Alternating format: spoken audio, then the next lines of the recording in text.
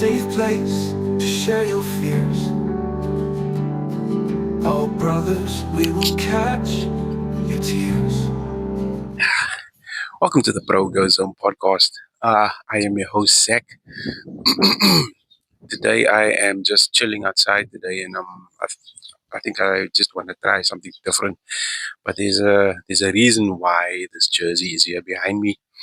There's a reason why there's a medal attached to it. There's a reason why the boots are here. There's a reason for the medal inside of the boots. So everything that I've trying to display has a significance to it. But I'm just going to focus on one specific point. Um, yeah, welcome to all my viewers, my subscribers, whether you guys are new subscribers, whether you are existing, welcome. If you're watching this video for the first time, um, so I started this podcast about 2 years ago. Um, I had an idea, and I was boosted by the influence of my friend as well, my best friend Dominic Nkosi, who on occasion features on my podcast, if and when he's available. Shout out to you, my brother. Then yeah, so I was inspired by other podcasts, and then I just took a chance and I decided to do my own thing. So yeah, here we go. So basically, the aim of the Bro Go Zone podcast is exactly what it says. I always like to use the example no-go zone. So the bro-go zone is where you have an opportunity to go. There's always a door open for you as a brother, who may be struggling, um, or you may be just sort of looking for your place in this world, which is which is what I find myself doing each and every day, trying to find my place in the world, trying to find a space where I belong. And I just decided to open that space up for myself and open it up for other people, and see if I can inspire others the way I've been inspired.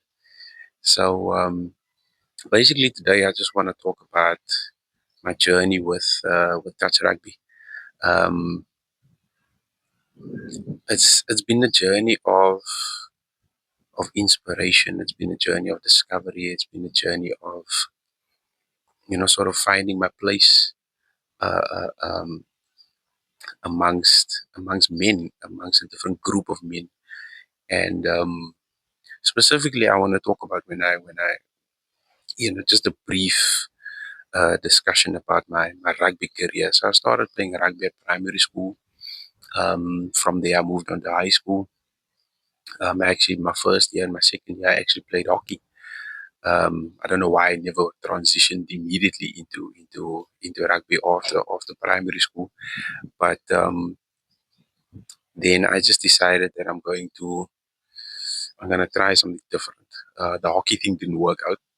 Then I decided I was going to challenge myself once again, go back into rugby. And the first year back into rugby was standard 8, which was grade 10 at the time, or is still grade 10, standard 8 at the time. Um, and yeah, I played actually played under 14 when I was actually a year older. Um, Sorry for that. I actually played under 14 when I was about a year older. Then I played under 14. I played under 16 as well, and then I played under 19. I never played in my matric year. I actually played club rugby in my matric year, which at the time um, it wasn't the right thing to do at the time. But I think there were rules surrounding kids who were still at school playing club rugby, because obviously then there's no, I think there wasn't really that much protection for the kids when they transitioned to club rugby while they were still in school. Um, but yeah, my rugby career was quite short. Um, I played under 20s. I think I played 1 or 2 games for the third team at the local club here, Hands and Hearts. Then after that, and that was early 2013. Then I stopped playing rugby um, after an injury, and then I obviously moved away from home. I got started working more frequently, got a sort of a steady job, and then I moved to Worcester. Uh, Came back home. I remember at the time my cousin Chist had already started his touch rugby team, and he was the one who actually uh, uh, um, he was the one who actually sort of tried to recruit me in the beginning. And I think I went to 1 or 2 practices, but I never actually went through to any of the games. I never took part in any of the games at the time. Obviously, my life was still developing at the time, so quite a late bloomer myself, late developer in terms of life. But I think we all, as men, I think we all go through those phases where something is either set out for us and we take it on, or we kind of still figuring out where we need to go. And that was my journey basically. Obviously, COVID happened. Before I even get to the whole COVID thing, um, it was a challenge for me to find my place in this world. Um, Mainly because I struggled with confidence, with low self esteem.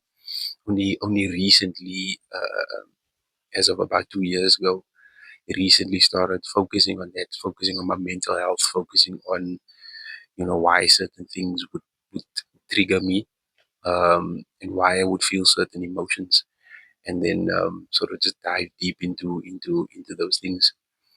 Um, and that's also one of the reasons why I decided to start my own podcast, was because I wanted to inspire men. Um, I wanted to motivate. I'm not a motivational speaker by any means. It's just the things that I've experienced. I believe I've got a story to tell, and I also do believe that if my story can just inspire one person, then I've made a difference in the world. And I think that's also what I want to do, is touch the hearts, touch the minds of men my age, even young boys, and maybe even men that are sort of already established. Because we all struggle with a whole bunch of things that we just keep inside. And I think touch rugby opened that up for me. So I created uh, uh, um, that persistence from my cousin, to urge me to join the team. I was a bit nervous because I didn't know what to expect, and I think that was early.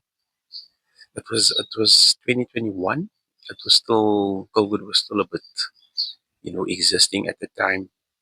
So there were times where we had to wear masks. I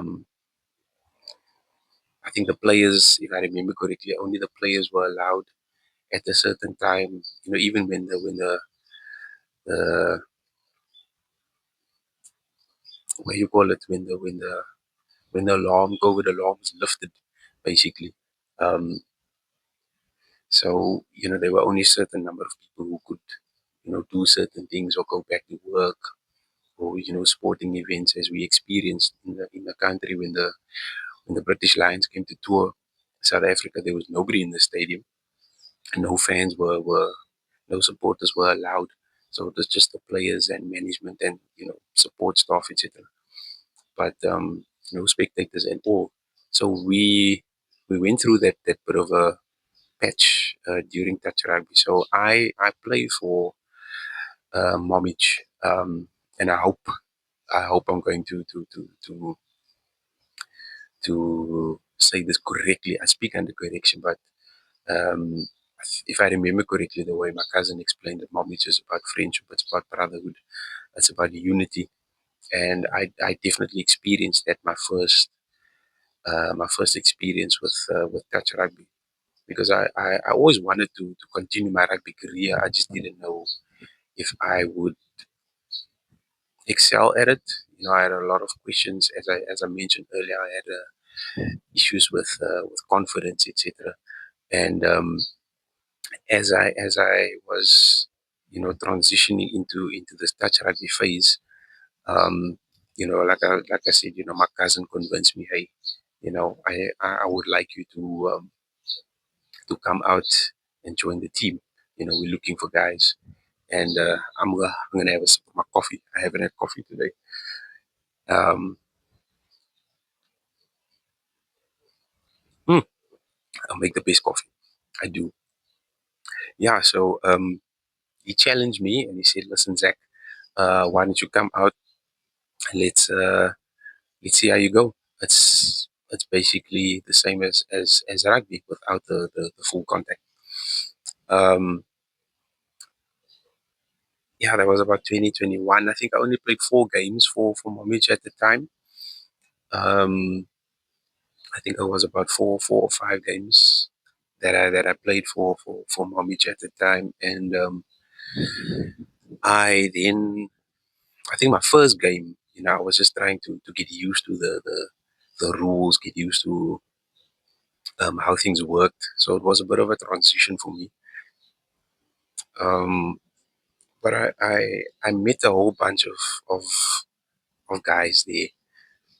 They incorporated me well into the team. They accepted me, even though I was new. I was struggling with the rules a bit, but I managed to sort of figure it out as I went from game to game. Um, I think the crucial thing that I sort of want to highlight, and before I continue with that, these boots were actually donated to me um, in 2022. Yeah, 2022. These boots were donated to me by a good friend of mine, Warren Solomons. Um, he he's sort of in the sport therapy, that type of thing. He does massaging for various teams. So he was very much involved with the sevens as well, and that's how I sort of got to know him. And he was kind enough to donate these boots to me, and I was looking for boots at the time, and he blessed me with these. So shout out to you, Warren. Thank you so much. Um, these boots are still going strong, and yeah. So I I think that first game, from what I can remember, I can't remember who played exactly, but that first game was significant in the fact that I had to adjust. It was a new environment. I wasn't sure if the guys were going to accept me as one of their clique, as part of the team. I wasn't sure about that. But I was very surprised by that. They really made me feel welcome. They really made me feel like I was part of the team and like I belonged. So that was very significant for me. And I think, look, it was 2021 was a very short run for me. Like I said, I only played about 4 or 5 games. Um, so basically, the teams are made up of guys from all over. They either work together or they're friends or they make up the team. Or it's like a corporate or social is what they call it. And it was just so amazing to see, especially on the last day. Where depending on the uh, uh, um, depending on the log, where you finish on the log, you get to play out for a medal, bronze medal, silver, and then obviously the gold, and then there's the shield as well. Sorry, bird almost flew into me. There's the shield as well, which is obviously the ultimate prize. And so I play in the Century City League, and man, I'm probably gonna mention this again, but on the last day, it's a vibe. Everybody comes out. There's food, there's drinks. It's just an amazing vibe. And I think that is one of the things that also attracted me when I saw it for the first time. I want to come back. I want to keep playing because I feel like I can achieve certain things. Yeah, I feel like I can do well. Um, winning this first medal, bronze medal, was for me. It was a very emotional experience because after the game, um, I can't remember who we played, but after the game, um, we received our medals. Everybody was happy, joyful.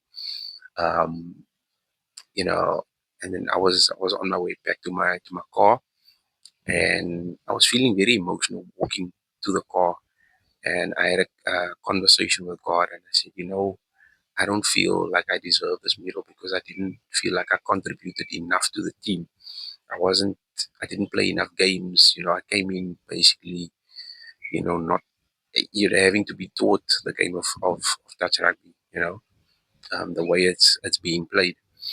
And I was very hard on myself when I was sitting in the car, and I said, Lord, I don't deserve this. I only played this amount of games, but I thank you, and I think for me it was a massive achievement. Individually, it was an achievement for me because I had never really achieved anything in my rugby career. And then I transitioned into touch rugby, and a lot of people sort of who didn't understand the game, sort of made fun of me, and you know, um, touch rugby wasn't rugby. Look, if you, it's my humble opinion. If you don't play the game, then you're not gonna know how much enjoyment there is. You're not gonna know how much you can do. You're not gonna be able to test yourself against another guy who might be faster than you. Um, and these guys of different ages, playing against each other, and it's amazing to see that. So, I'm sitting in the car and I'm saying, I don't know why you have given me this opportunity, but I thank you. And I came home, I showed my wife, and she was joyful, and like I said, 2021 for me, my first year, my first tournament, experiencing touch rugby in the spring tournament. Um, it was very significant. So I thank God that I got that opportunity, that I took the chance, that I was able to take a chance on myself, and I thank my cousin Chester as well for he made the experience so relaxed for me, you know, especially being a newbie. He made the experience so relaxing for me that I wanted more. And winning the medal, the bronze medal, having achieved that, for me, this is the pinnacle. I'm okay with achieving this because this attributes to me. It attributes. I attribute that medal to success. Um, so even if I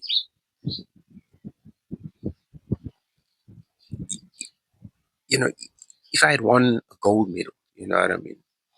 Uh, um, if I had won just if I had won the silver and I was aiming for gold and I didn't get the gold, this medal would have been just the pinnacle of success for me because knowing what it means for me, knowing that I never achieved what I set out to with my rugby career because of my confidence, because of my low self-esteem.